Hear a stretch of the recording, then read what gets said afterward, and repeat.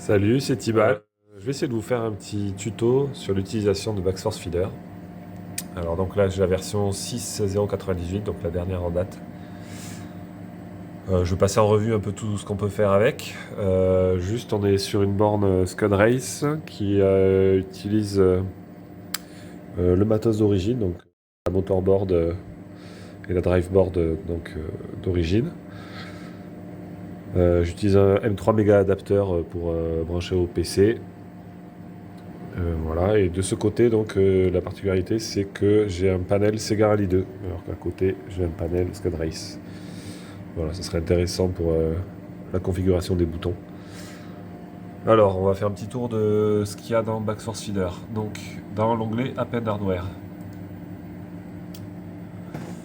Ah bon, déjà, là-haut, il y a plein de trucs qui s'expliquent d'eux-mêmes. Donc, ça, c'est pour démarrer avec Windows, ça, c'est pour que ce soit en petit quand ça démarre. Ça, c'est pour que Backforce Feeder reconnaisse le nom de la fenêtre qui est en cours d'utilisation et qui choisisse le bon control set dedans.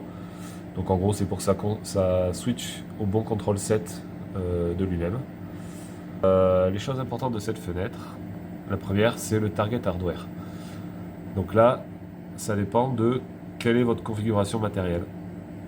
Donc pour pouvoir changer ça, il faut déjà stopper ce qui est en cours d'utilisation. Voilà, j'ai stoppé. Et là, je peux ouvrir le menu déroulant. Et dedans, j'ai plusieurs possibilités.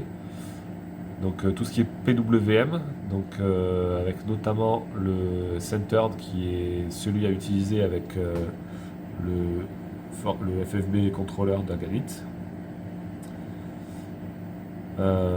Voilà, et donc pour si vous utilisez un Arduino juste avec la méthode de LJZ3 ou un modèle 2 ou modèle 3 méga adapteur, vous pouvez utiliser donc les compatibilités qui correspondent à votre matériel. Donc là par exemple c'est si vous avez une driveboard d'origine avec sur modèle 2 avec l'EEPROM Sega Rally 1. Là c'est Sega Touring Car ou Indy 500, là c'est sur du modèle 3 avec Le Mans, Scud, SR2, tout ça. Voilà, et enfin le mode M2Pack qui a la particularité en gros de laisser passer, enfin de faire en sorte que le PC se comporte comme un stack d'origine. Donc en gros le jeu va envoyer les codes directement au matériel. Et en gros, ça fera un truc très fidèle, alors que tous les autres, c'est un genre d'émulation des effets FFB. Voilà. Donc là, vous choisissez celui qui vous intéresse. Moi, là, je fais tourner Mario Kart, donc le M2Pack n'a pas d'intérêt parce que j'ai une driveboard Scud Race. Donc c'est pour jouer à Scud Race à M2Pack, quoi. Et tous les jeux compatibles avec les PROM. Bref, en tout cas, là, j'utilise donc M3 SR2 parce que j'ai activé une EEPROM SR2 sur ma driveboard. Voilà. Et quand on change, donc on redémarre là. Là c'est actif donc. Et on peut faire si on a changé, là j'ai remis le même que tout à l'heure, mais si on a changé, on peut faire un commit EEPROM and reset. Voilà, cette fenêtre ça permet d'ouvrir la fenêtre de diagnostic. Donc là on observe, donc si je tourne le volant, je sais pas si on voit. Voilà, donc en jaune orangé là on voit l'angle du volant qui évolue. Et en bleu c'est les effets de retour de force. Donc ici si on ouvre la diag mode, ça active la possibilité de bouger ça et ça envoie des ordres d'impulsion. Donc là je peux mettre un petit ordre à droite, à gauche en l'occurrence. Donc on voit en bleu qu'il y a un ordre qui a été envoyé. On voit que le volant il s'est mis à tourner. Si je mets un peu plus, je vais aller plus loin. Voilà. Et je vais le recentrer. Donc là il n'y a plus d'effet, il reste en position parce que ce n'est pas un effet inverse. Je redresse à la main. Bon. On va fermer cette fenêtre.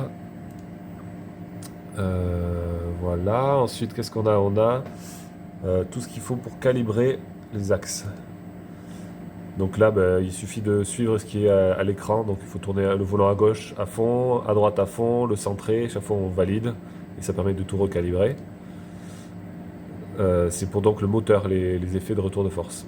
Les axes, ça se fait ailleurs. Donc invert torque, donc ça change le signe des effets de commande de couple. Ça fait qu'en gros, quand on tourne le volant, il y a un effort qui, normalement, le recentre. C'est l'effet spring, de ressort, quoi. Et si jamais le volant, vous le tournez un peu, et qu'au lieu de se recentrer, il part encore plus, c'est que le signe n'est pas le bon, donc il faut cocher là, et ça sera de nouveau bon. Pin mapping for FFB converter, donc ça c'est pour le matériel Laganit. Si on l'utilise, on peut cocher ça. J'imagine que pour le décocher, il faut stopper ce qui est en cours. Voilà, c'est ça. Je remets. Et ça, Digital PWM, c'est si on utilise donc une driveboard Daganit de remplacement ou un PWM to M2 ou PWM to App. Là, c'est pour régler l'intensité globale de tous les effets. Et là, la saturation, j'avoue, je ne sais pas ce que c'est. Voilà. Bon, je pense que j'ai fait un tour de ce qui était important dans cette fenêtre. Je la ferme. Alors, maintenant, je vais vous parler des boutons, puisque c'est l'onglet suivant, enfin la fenêtre suivante. Alors, donc ici, on voit la correspondance des numéros de boutons physiques, on va dire, et leur correspondance de manière logicielle. Donc les valeurs des boutons là, par rapport à ce que vous avez ici par exemple, c'est selon le câblage qui est fait. Donc voilà, ça dépend. C'est fixe si vous utilisez un méga adapteur, et après ça peut dépendre de où est-ce que vous soudez les pins. Je ne sais pas trop après sinon. Donc moi là par exemple, si j'appuie sur Start, je vois que 4 s'allument. Donc ça c'est figé, Start c'est 4 chez moi. Donc 1 et 2, je sais que c'est service et test qui sont dans la tour monnayeur. 3, c'est le bouton crédit. Crédit d'ailleurs qui ne fonctionne que si on a mis des sous dans le monnayeur. Puisque le bouton n'est actif que s'il y a des sous. Là, si j'appuie dessus, il ne se passe rien. Voilà, et c'est normal. Voilà. Et puis mes vitesses aussi, qui ont une correspondance. Là, je suis en 3e vitesse, donc j'ai le 10 qui apparaît. En 4e, c'est 9.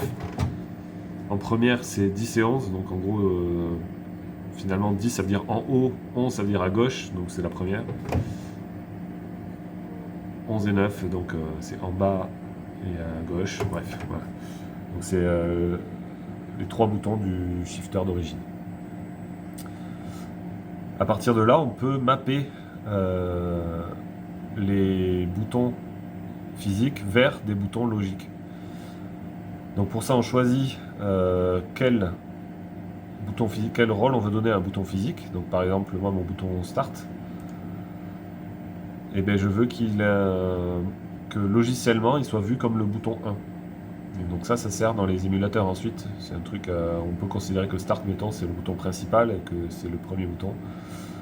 Voilà, donc physiquement c'est 4, logiquement c'est 1.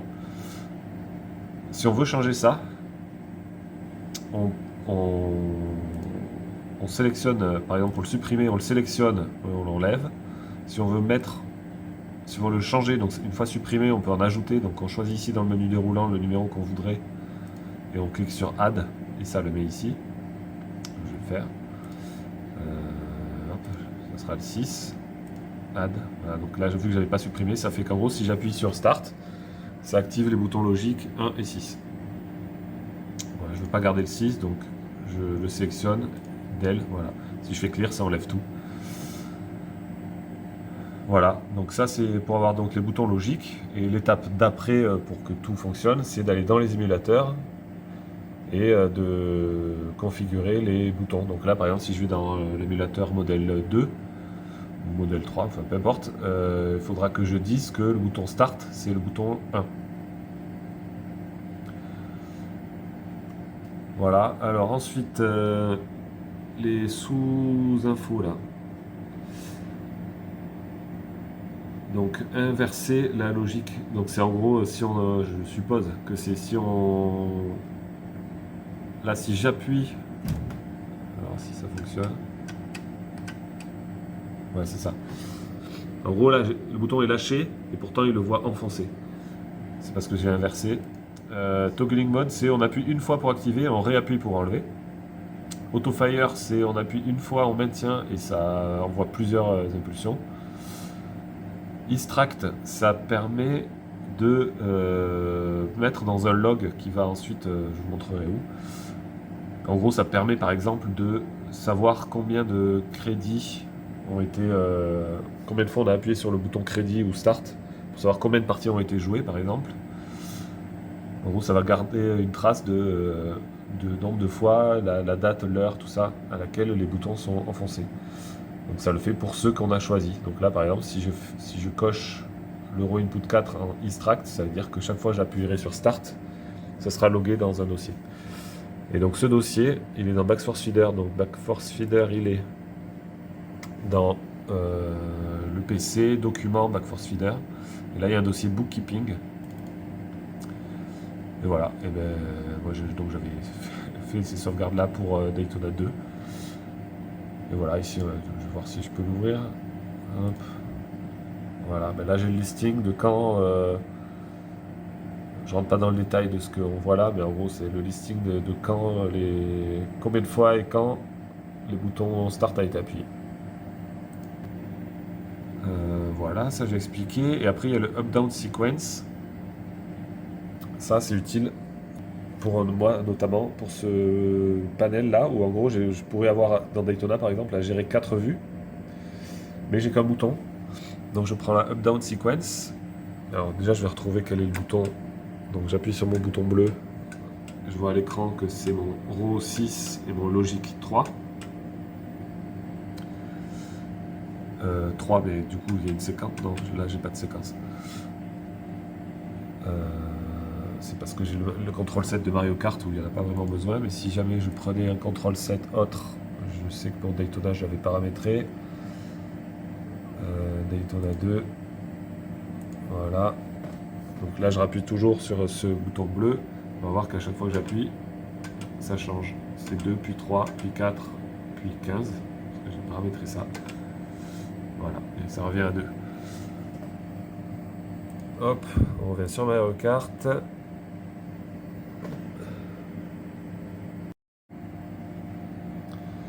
Donc retour sur Mario Kart. Le up-down sequence. Donc on le choisit. En gros, on peut enregistrer plusieurs séquences, mais bon, on peut prendre la première. Hein, parce qu'en général, pour un type de jeu, pour un jeu, il n'y a besoin que de une. En tout cas, à ma connaissance. Dans mon utilisation, en tout cas, j'ai rencontré le besoin de que une. Donc là, on choisit le raw input pour monter. Donc moi, là, ben, ça sera mon bouton bleu. En gros, chaque fois que j'appuierai sur bleu, ça incrémentera. Donc, et mon bouton bleu, physiquement, c'est le bouton 6. Donc là, je choisis 6. Pour descendre, j'en ai pas. En gros, si j'avais un deuxième bouton, je pourrais faire un bouton pour monter, l'autre bouton pour descendre, mais j'en ai pas, donc je vais pas mettre. Et là, ensuite, donc la liste des boutons, c'est en gros, quand je vais appuyer sur le bouton 6, ça va faire défiler vers le haut, puisque c'est la ligne up, les numéros de boutons que je vais mettre là. Donc par exemple, si je veux que ça fasse le bouton logique 2, puis 3, puis 4, puis 15, comme j'avais fait tout à l'heure, ben, je vais mettre dans cette liste 2, 3, 4, 15. Et voilà, et ça les mettra dans l'ordre croissant. Et chaque fois que j'appuierai sur le bouton bleu, ça montera, ça passera de l'un à l'autre. Voilà. Rollover, ça fait que si ça atteint le plus grand, eh ben, ça repasse au plus bas. Donc c'est important à cocher si on veut le faire avec les vues. Et si jamais on a deux boutons et qu'on fait haut et bas, peut-être ça vaut le coup de ne pas faire rollover comme ça. Si on appuie plein de fois sur le bouton plus, ben, quand ça arrive au max, ça reste au max. Et quand on appuie plein de fois sur le bouton moins, ça reste au minimum. Ok, ensuite on va voir le H-shifter.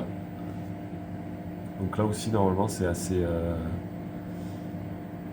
Voilà, donc le raw input up, donc là c'est le principe du levier. Donc quand je mets là ou là, on voit ici que donc là je fais 1 et 3, donc les vitesses du haut. Dans tous les cas, j'ai le 10. Donc le bouton brut, enfin le physique du haut, c'est 10.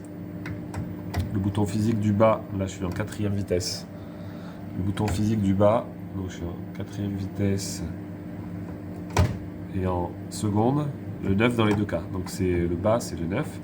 Et enfin, si je suis en première ou en 3e, la différence c'est le 11 qui fait que 11 ça veut dire à gauche et pas 11 ça veut dire à droite. Tout ça je le rentre ici. Donc j'ai dit 9 et 10 pour haut et bas et 11 pour ici. Et ça il faut que je dise ça correspond à tel ou tel bouton logique. Donc là on choisit le numéro qu'on a envie qu'il soit vu comme la vitesse 1, la vitesse 2, la vitesse 3, la vitesse 4. Je vais mettre sur Ctrl 7 de Daytona.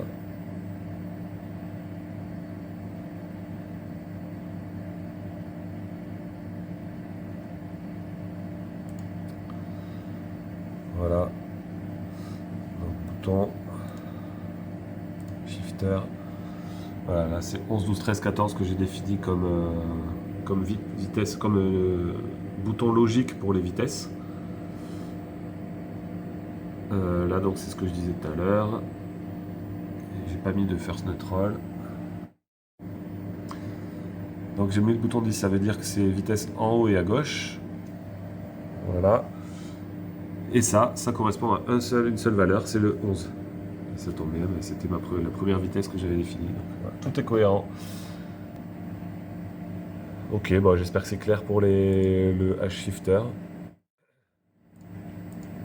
Les outputs, c'est les lampes. Donc là, c'est pour la correspondance de ce que le jeu envoie, comme il dit, par exemple, je veux allumer la lampe numéro 1. Il faut faire correspondre au fait que physiquement, ce soit telle ou telle lampe. Donc moi, la lampe 1, je le fais correspondre à la lampe physique 1 aussi. Et c'est mon race leader. 2, ça correspond à rien sur ce panel. 3, c'est mon bouton start. Donc le bouton logique 3. Et mon bouton physique c'est 7. Ça encore une fois, les boutons physiques c'est lié au câblage, donc c'est constant. Donc si vous utilisez un méga adapteur, ce sera toujours ça. Start, ce sera 7. Voilà, donc là il est allumé parce que c'est coché. Et là j'éteins. Et tout ça on peut le remapper. Donc on peut dire que quand le jeu envoie le code de lampe numéro 3, je veux que ça allume la lampe physique numéro 7. Et on peut faire allumer plusieurs lampes, voilà, ou faire converger plusieurs... par exemple pour Daytona, on a 4 boutons, ils peuvent s'allumer chacun leur tour, mais si on en a qu'un seul qui correspond et qu'on veut qu'il s'allume pour chaque vue qui s'allume, donc en fait que un seul bouton représente les lumières de 4 trucs, et bien on pourra mettre la logique de 4. Et d'ailleurs c'est ce que j'ai fait en mappant au bouton, je sais plus combien. Donc les boutons, en gros si le jeu il veut allumer View 1, ça va vers le 5, qui est mon bouton bleu. S'il veut allumer View 2, ça va aussi vers le 5, puisque j'ai qu'un seul bouton. Voilà, donc en gros, les 4 lumières là, je les ai fait arriver vers 5, pour que ça corresponde à ce bouton là. Sur ce panel là, on aurait fait correspondre une valeur du jeu vers une valeur de bouton. Ça c'est pour inverser la logique. Donc en gros, quand on coche, ça éteint, au lieu de cocher, ça allume. Ça c'est pour faire une séquence, par exemple faire une animation, mettre une liste de boutons, et je l'ai jamais manipulé, mais je sais qu'on peut faire tout clignoter, ou faire l'une après l'autre et ça revient, soit des allers-retours. Bref, moi j'en mets pas. Et là, ça changerait ici toutes les 2000 millisecondes, donc toutes les 2 secondes. Voilà. Ensuite, les keystrokes. Hop. Donc ça permet en gros de faire correspondre des boutons de la borne à une touche de clavier. Donc ça permet par exemple de prendre une combinaison de touches pour que ça fasse échappe, par exemple pour revenir à hyperspin par exemple. Voilà, donc justement cet exemple là, donc c'est ces boutons là qu'on va regarder dans la fenêtre de droite, dans la partie droite de la fenêtre, qui vont activer la touche échappe, et cette règle là, elle s'appelle exit. Bon. Voilà, donc ici, là, en gros, si on appuie sur le bouton logique numéro 1, et, donc c'est là qu'on choisit la logique entre chaque ligne, et sur le bouton logique numéro 2, et rien d'autre, eh bien, ça fera la touche qui est là, donc échappe. Sachant que là, on a à peu près toutes les touches d'un clavier. Et on peut en choisir plusieurs. Ça peut être aussi, c'est des boutons, mais ça pourrait être des axes, genre une pédale enfoncée. Et on peut choisir un pourcentage d'enfoncement, une tolérance plus ou moins précise. Bon, voilà.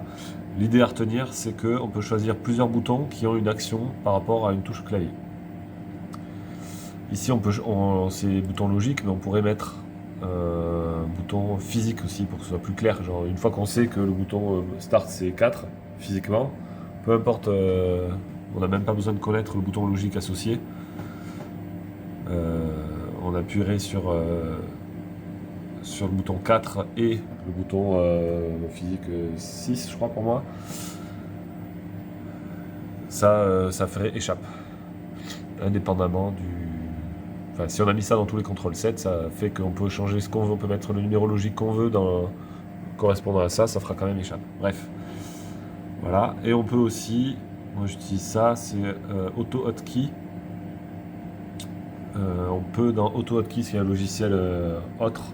En gros, on peut dire que quand on appuie sur telle ou telle touche dans Auto Hotkey, telle ou telle touche de clavier, on va faire une action particulière. Et moi, par exemple, c'est déclencher l'arrêt du PC. Donc là, j'ai fait en sorte que si on appuie sur le Alt de gauche du clavier, donc le Alt qui est là, hein, c'est ça, le Alt de gauche, et la touche S, et bien ça va éteindre le PC.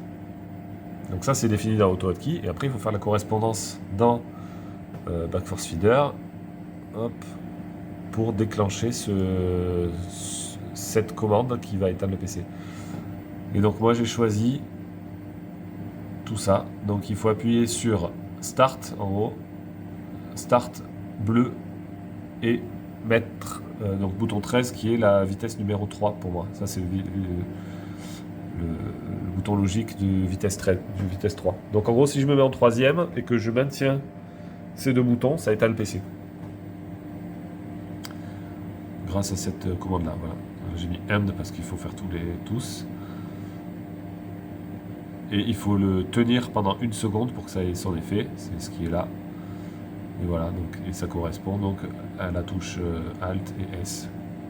Et donc comme je vous disais, Alt et S dans Auto Hotkey, c'est éteindre le PC. Voilà. Je vais pas faire de tuto pour Auto Hotkey. Je reprends alors. Là maintenant, je suis sur. Donc, ça c'est la fenêtre principale BFF dans les réglages du retour de force.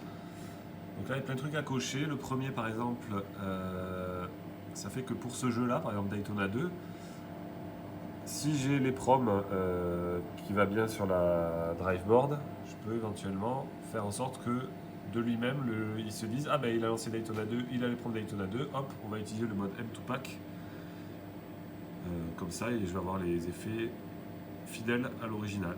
Et si c'est pas coché pour les autres, ça restera en mode compatibilité. Donc ça peut être pratique, mais il faut quand même faire gaffe, parce que du coup ça veut dire qu'il faut changer les proms.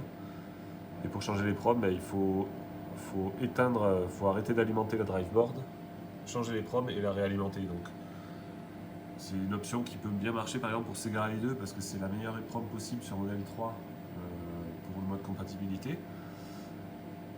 Et il se trouve qu'en mode compatibilité, c'est un mode émulé donc, Sega Rally 2, c'est pas fou, c'est beaucoup mieux en M2Pack. Et bien là, typiquement, je peux cocher, si j'avais choisi le contrôle 7 Sega Rally 2, je peux cocher M2Pack comme ça. En restant sur mon EEPROM Sega Rally 2,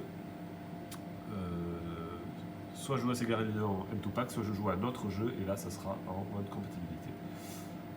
Voilà, ça c'est pour déverrouiller en gros la possibilité de tout toucher en bas, c'est une petite sécurité. Ça c'est une option un peu spéciale qui fait que normalement les codes, en gros quand on donne un effet, il y a un truc qui dit stop, on arrête l'effet maintenant.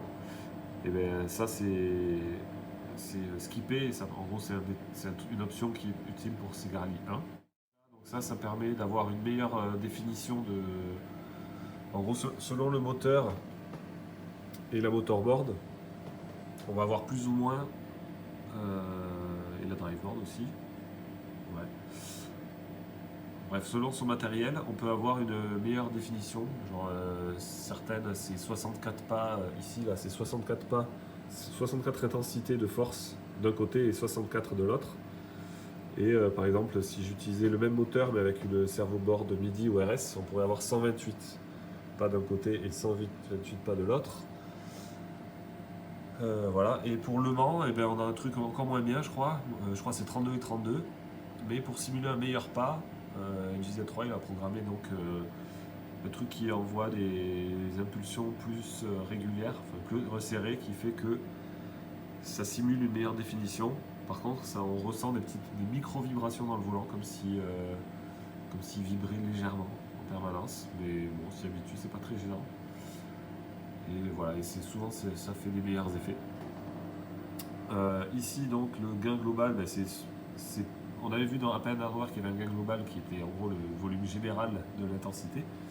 Si on veut le faire selon le jeu, on peut le modifier ici. La Power Law 1, en gros, ça fait que tout est linéaire. Si on envoie un petit effet, si le jeu envoie un petit effet, on aura un petit effet dans le volant.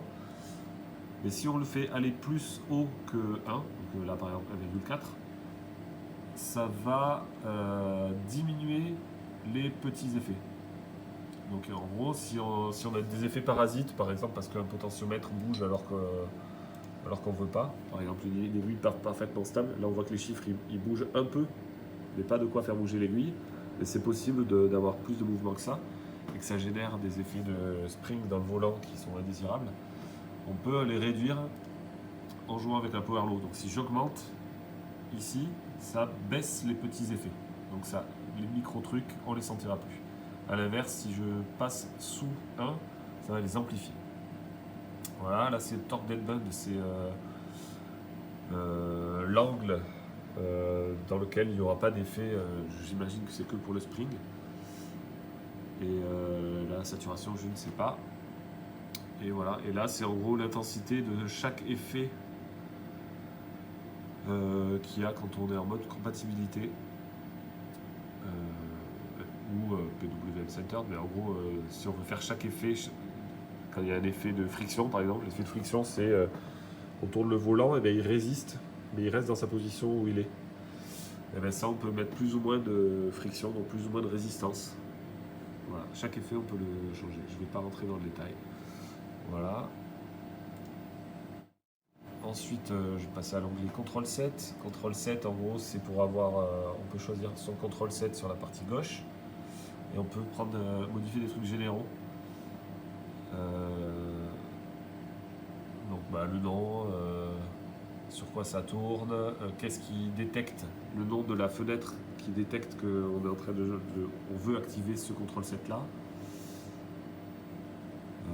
Voilà, et ça c'est assez important, là le son, ça permet en gros, s'il y a un jeu qui a un son trop fort par rapport à tous les autres, et bien on va pouvoir baisser individuellement ce volume. Donc là c'est le pourcentage, là par exemple pour ce jeu, je trouvais que c'était trop fort, pour Daytona 2. J'ai mis 50% du volume naturel. Et on peut rajouter des contrôles 7 si on installe un nouveau jeu, on peut rajouter des contrôles 7, en virer s'il ne marche pas, et en dupliquer si on installe un jeu qui marche à peu près pareil. Voilà. Et on pourra le modifier. Voilà. Hop. Donc log window, je ne vais pas rentrer dans le détail. Donc, l'onglet About, ça va permettre d'accéder notamment à son machine ID. Alors je vais essayer de ne pas filmer trop parce que j'ai pas envie qu'on voit tout. Mais voilà, avec le machine ID, ça permet, on peut contacter NJZ3 avec ce machine ID si on veut une licence et débloquer toutes les fonctionnalités de BFF. Voilà. Et ben je pense que j'ai fait. Ah non, j'ai pas fait le tour, j'ai aussi ce qui est ici. Et donc ici, donc en gros, c'est pour régler les axes. Donc là, l'axe X, c'est mon volant. L'axe Y, c'est mon accélérateur. Et l'axe Z, c'est mon frein. Si je dis pas de bêtises. Ouais, c'est ça, j'appuie sur le frein. Voilà. On peut régler tout ça, faire en sorte que le volant soit centré. Si la voiture si on centre le volant mais que la voiture tourne d'un côté ou de l'autre, et ben c'est que cet axe-là est mal réglé. Et donc, il est dépendant du contrôle 7. Hein. Et donc, on va pouvoir régler chacun des axes. Donc là, il suffit de suivre les indications. Pour le volant, c'est tourner, on clique là. On fait Calibrate Wheel, parce que c'est un volant. Et on va être invité à tourner le volant à gauche, comme tout à l'heure, qu'on avait vu tout à l'heure. Pour une pédale, on ne clique pas sur Wheel parce que c'est pas un volant, mais sur une pédale. Et là, on est invité à appuyer à fond sur la pédale, à la relâcher, et ça permet de tout recalibrer. On peut inverser la logique de la pédale, ce qui est le cas, moi je crois sur le frein, je sais plus. Mais bref, en gros, si ça a un comportement pas naturel, si ça freine tout le temps et que quand on appuie, ça arrête de freiner, c'est qu'il faut inverser, par exemple. Voilà. Et puis c'est tout.